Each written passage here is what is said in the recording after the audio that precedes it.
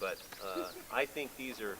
I'm Vaughn Haydenfeld. I own a company called Far Out Expeditions in Bluff, Utah, specializing in backcountry archaeological tours.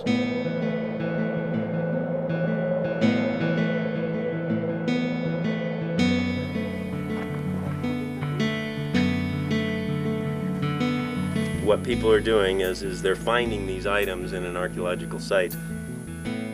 Once you remove archaeological, well, artifacts like this from different parts of a site and collect it into one area, you've just destroyed the context of these things. So, you know, we really hate seeing these things, and we kind of try and discourage them.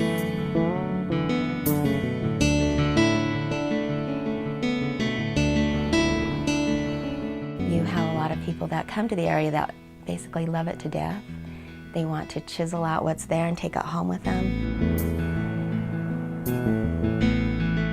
Our visitation has increased every year before we even talked about a national monument. We were already seeing the heavy impacts.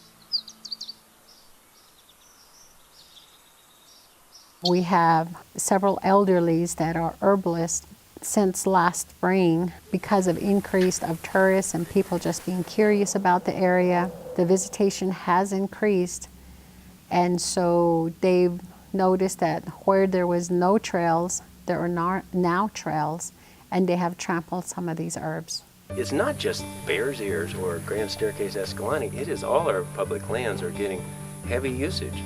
Look at every national park here. The cars are flowing out the entryways. I can see that, you know, we don't want to be Moab. We don't want to feel like we're selling our souls for the tourist dollar. I'm absolutely for limited tourism. I think that's one of the biggest, misconceptions is that we want this area to ourselves. I don't know that it's necessarily we want it to ourselves. We just don't want to see it change. I want my kids to be able to experience the same things I experienced growing up. There's a few sites around here, even before this became Bears Ears, that I would say are dead. They've been so pulverized by people visiting them that I wouldn't go there anymore.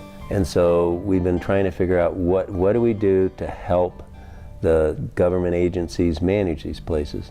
We need more rangers, more personnel on the ground. We need signage in some places. We need education to the public on what you do and don't do when you visit archaeological sites.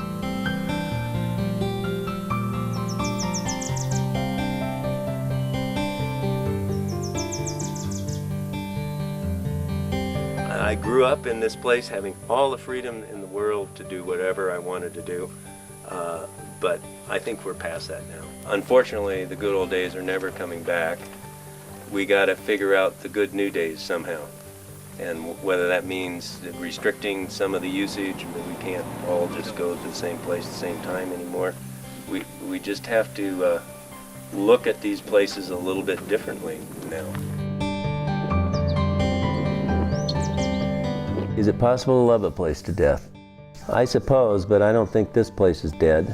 I think there's enough love here to protect this place.